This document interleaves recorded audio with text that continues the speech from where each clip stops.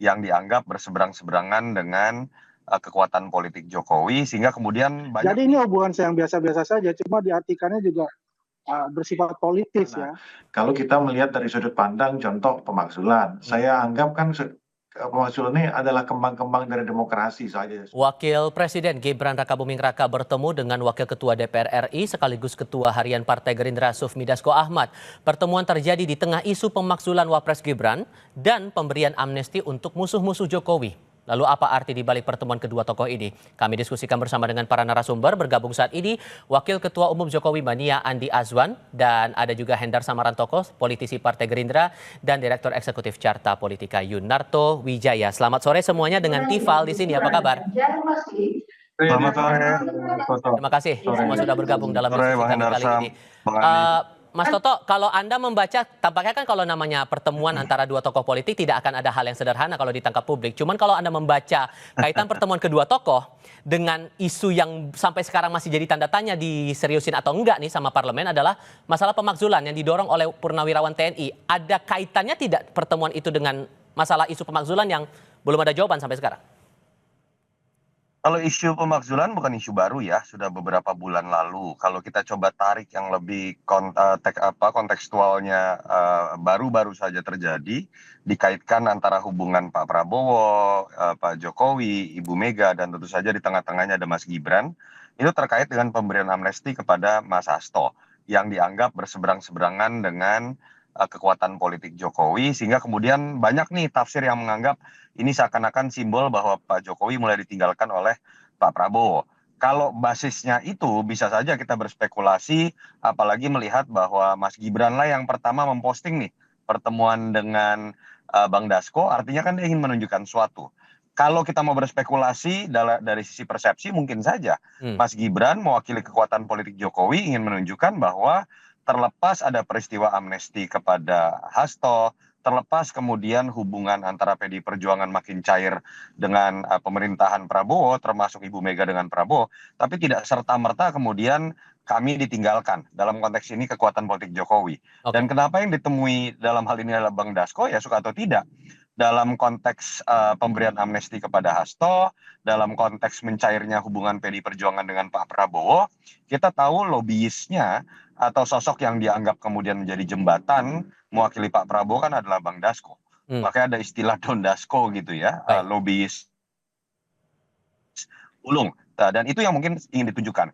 Tapi apakah sebetulnya kita bisa maknai seperti itu? Saya sih ingin mengambil kesimpulan satu sih, Tifal, bahwa kita nggak bisa memang melihat Mas Toto? Bahwa hubungan segitiga antara Ibu Mega, Pak Mas Tifal, bahwa ketika Ibu Mega dengan Pak Prabowo berbaik-baikan, berarti Jokowi ditinggalkan. Ketika Pak Jokowi dengan Pak Prabowo berbaik-baikan, berarti Ibu Mega ditinggalkan. Saya melihat kita nggak bisa melihat itu dalam konteks hitam dan putih memang. Sehingga, tapi kalau saya kaitkan lagi dengan isu pemakzulan yang sampai sekarang belum direspon oleh DPR MPR, menurut Anda kalau pertemuan itu muncul antara Pak Dasko dengan Mas Gibran, apakah ini sinyalemen bahwa isu pemakzulan ini bakal stop, nggak akan diterusin? Isu pemakzulan ini kata kuncinya menurut saya bukan di Dasko, bukan di Prabowo. Tapi isu pemakzulan ini kalau kita baca, Bang Hendar Sam sebagai orang hukum bisa menjelaskan nanti.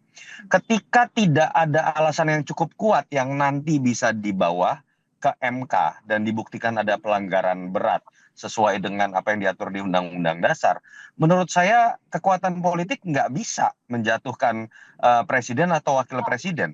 Jadi kata kunci saya selalu mengatakan di awal adalah apakah Forum Purnawirawan ini membawa sebuah bukti yang sudah bisa dikatakan kuat memenuhi kaidah pelanggaran yang dianggap bisa memakzulkan wakil presiden. Apalagi kalau hanya sekedar bertemu dengan Bang Dasko, saya pikir apakah seakan-akan bertemu makan siang bertemu dengan Bang Dasko segala sesuatunya bisa dipotong. Saya tidak melihat dari sisi itu. Dan saya melihat Pak Prabowo tidak ingin stabilitas politiknya terganggu, termasuk dalam konteks apabila ada pemakzulan terhadap wakilnya. Saya harus melihat objektif seperti itu. Bang Andi, kalau kemudian ini dikaitkan pertemuan antara Pak Dasko dengan Mas Gibran, lalu follow up dari dorongan pemakzulan oleh Forum Purnawirawan TNI terhadap Mas Gibran, ini korelatif nggak kira-kira menurut Anda? Tidak korelatif ya, Mas Tifal ya. Kalau hubungan Pak Gibran dan Bung Dasko ini hubungan pertemanan yang cukup baik ya. apalagi dalam satu perahu kan dalam Pilpres kemarin itu. Jadi ini hubungan yang biasa-biasa saja, cuma diartikannya juga bersifat politis ya, dengan adanya pemakzulan seperti itu. Menurut saya, pemakzulan itu sudah game over sebetulnya. Tidak ada relevansinya lagi, karena selama ini Pak Prabowo itu adalah memberikan juga ruang-ruang buat Pak Mas Gibran sebagai wakil presiden itu untuk acting sebagai presiden ketika beliau berangkat ke luar negeri dengan tugas-tugas di luar negeri.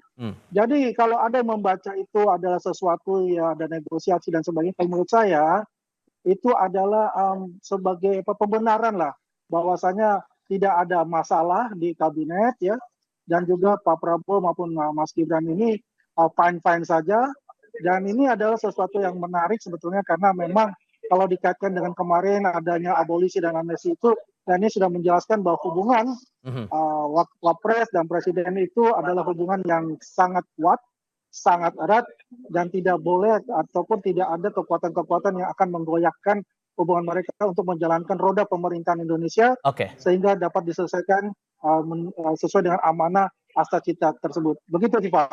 Bang Hendarsam, kalau kemudian pertemuan antara Mas Gibran dengan Bang Dasko ini dikaitkan dengan pemakzulan Mas Gibran oleh Forum Purnawirawan, emang ada kaitannya kah soal itu yang dibahas antara keduanya? Saya rasa hal yang berbeda, bahwa memang tadi Mas Toto juga sudah sampaikan bahwa Bang Dasko kan memang mempunyai peran ganda ya dalam pemerintahan kita. Peran beliau itu di legislatif ya, kemudian peran dia sebagai ketua harian dari Partai Gerindra ya kan gitu. Dan karena itu tentunya Bang Dasko mempunyai posisi yang strategis ya. Nah, tergantung kita melihat dari sudut pandang mana. Kalau kita melihat dari sudut pandang contoh pemakzulan, saya anggap kan pemakzulan ini adalah kembang-kembang dari demokrasi saja sebenarnya itu kan. Oh, jangankan untuk dimakzulkan wakil presiden ya, Pak Prabowo itu diancam dibunuh aja sudah pernah kan gitu kan. Jadi bukan sesuatu hal yang menurut saya harus kita khawatirkan. Nah, saya merujuk apa yang dikatakan oleh Mas Toto, bahwa ya kalau kita bersifat objektif, suka atau tidak suka ya kan dengan Mas Gibran contohnya ya kan, memenuhi syarat atau tidak pemakzulannya kan gitu kan. Pasal 27 itu kan pasal 7A kalau tidak salah Undang-Undang Dasar itu menyatakan ya kan, itu apabila alasannya itu untuk dimaksudkan ada pengkhianatan terhadap negara. Mas Gibran melakukan pengkhianatan tidak terhadap negara, melakukan perbuatan tercela. Nah, perbuatan tercelanya apa? Oke, dikorelasikan dengan Pugu Fafa, bisa dibuktikan nggak Pugu Fafanya kan gitu dulu kan. Nah, tapi perlu ditindaklanjuti tidak usulan dari Forum Purnawirawan ini? Maksudnya kan demi kepastian juga nih Bang, untuk ini betul-betul direspon atau tidak kan gitu? Kan gini, tata caranya itu kan memang harus 2/3 itu kan masuk tuh surat ya kan ke DPR. Kemudian para ini bukan hanya Bang Dasko, memang Bang Dasko kan walaupun dikatakan ketua umum DPR tapi dia nggak bisa mengorkestrasi semuanya. Bahwa harus 2/3 dari anggota DPR itu mengusulkan hal tersebut dengan alasan-alasan tadi itu loh, ya kan? Ada korupsi juga, tindak pidana beratnya ada nggak? Nah, 2/3. Adapun alasannya yang kuat, ya kan, secara hukum, tapi secara politis kalau tidak menyampai 2/3 diusulkan oleh DPR kepada Mahkamah Konstitusi, ya nggak akan goal juga, gitu kan. Jadi kita harus realistis. Tapi makanya oleh karena itu saya melihatnya ini kita anggap sebagai kembang-kembang demokrasi lah, ya kan. Tapi dan itu wajar-wajar aja, nggak ada apa-apa itu, nggak ada masalah itu, ya kan. Tapi kalau kita memahami secara politis bahwa bagaimana dalam seminggu terakhir memberikan amnesti kepada Mas Hasto, memberikan abolisi kepada Pak Tom Lembong, kan kemudian melakukan pertemuan dengan Mas Gibran. Artinya kan memang ada poros tengah dan mazhab di tengah itu yang mau kita coba ulas lagi, termasuk ada pujian juga dari Presiden Prabowo soal masa transisi yang sekali lagi disebut baik antara Presiden Joko Widodo dengan Presiden Prabowo. Apakah ini menandakan bahwa memang hubungannya baik-baik saja di antara keduanya di tengah banyak yang bilang bahwa retak nih komunikasi antara keduanya? Jawabnya nanti kita bahas setelah jeda berikut ini.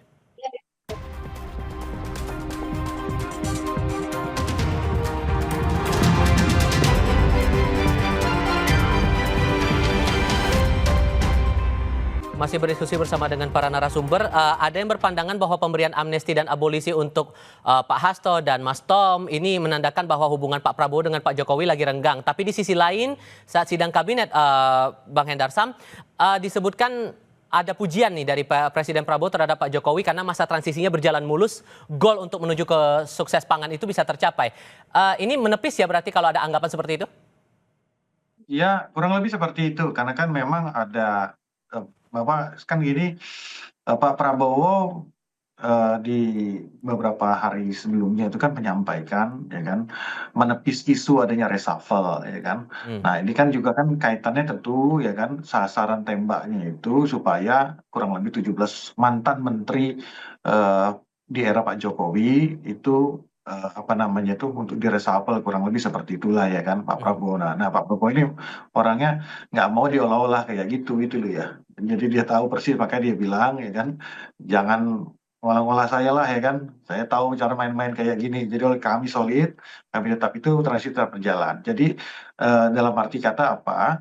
Bahwa soliditas dan juga kondusivitas itu harus beliau jaga dan kita percayakan bahwa memang hak prerogatif beliau kapan beliau harus melakukan reshuffle kapan tidak. Jadi di tiap pemerintahan tentunya berbeda-beda. Nggak ada rumus setam. Nah, Mas Toto ngerti itu ya kan. Ada yang 2 tahun, ada yang 2 tahun kan itu nggak ada rumus yang tetap. Jangan-jangan apakah ini berlangsung terus sampai selesai bisa jadi iya, bisa jadi juga tidak.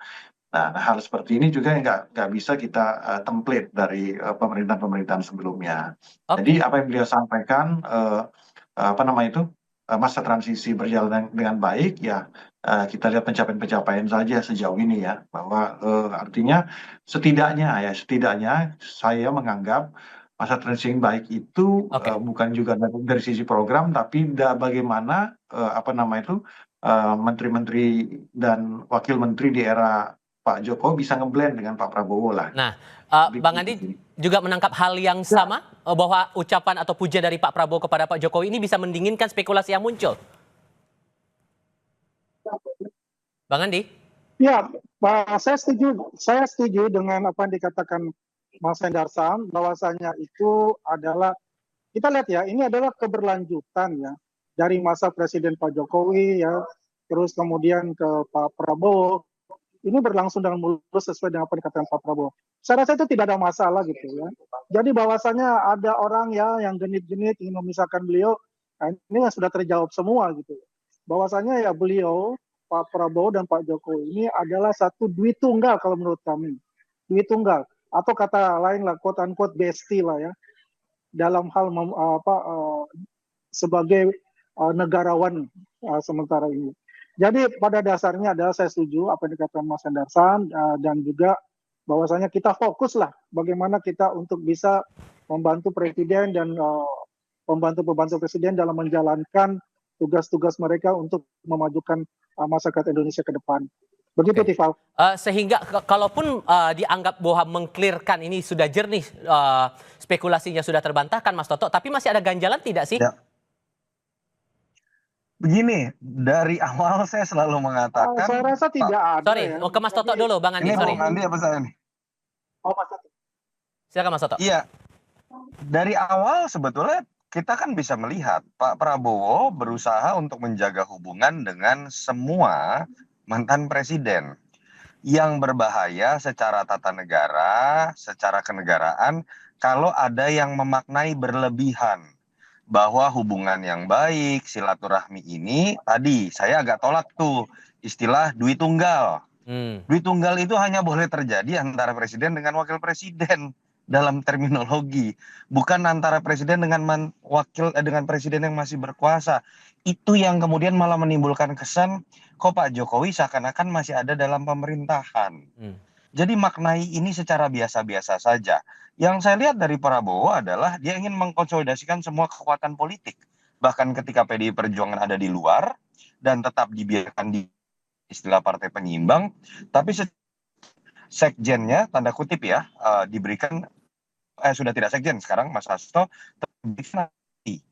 Dan kita harus melihat sebuah fakta yang terjadi dalam keriuhan ini nggak bisa misalnya terkait Mas Gibran ya. Kenapa muncul Pak Zulan? kenapa konfliktual antara PDI Perjuangan dengan Prabowo masih ada? Karena masih ada sejarah historis yang tidak antara, bukan Pak Prabowo-nya, tapi antara Mas Gibran, Pak Jokowi, dan keluarganya dengan PDI Perjuangan. Itu kan menjadi residu yang akhirnya harus ditanggung oleh Presiden Prabowo. Nah, apa sih yang kemudian dilakukan oleh Pak Prabowo? Ya dengan bijaknya Prabowo kemudian melakukan langkah, di satu sisi saya tetap menjaga hubungan baik dengan Pak Jokowi, di satu sisi juga saya menjaga hubungan baik dengan PDI Perjuangan, tapi dalam konteks kebijakan, saya ingin mengambil sikap saya sendiri.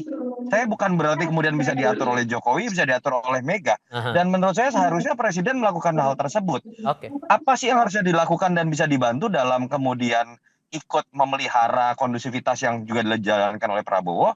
Dari pihak Pak Jokowi misalnya, Bung Andi, jangan lagi ketika Pak Prabowo sudah menerima merangkul yang kalah, relawan Jokowi kemudian teriak-teriak. Baik. Wah, ini masih ada yang kalah, berteriak-teriak. Lalu ketika kemudian mengambil posisi berhubungan yang baik dan cair dengan PDI Perjuangan, di bawah masih terjadi debat, seakan-akan posisinya masih berbeda. Oke. Contohnya clear lah, ada yang menuduh partai biru lah dan lain-lain. Itu menjadi beban buat Presiden Prabowo. Oke. Itu yang saya harapkan bisa dibantu juga oleh teman-teman relawan Jokowi. Kemudian keberadaan nama Jokowi yang masih melekat dalam pemerintahan Prabowo dilihat secara positif, bukan menjadi beban. Sudah kami tangkap poinnya di situ, Mas Toto, Bang Hendarsam, Bang Andi, terima kasih banyak sudah mau hadir dalam diskusi kami kali ini. Sehat selalu semuanya. Selamat sore. Sore. Terima kasih.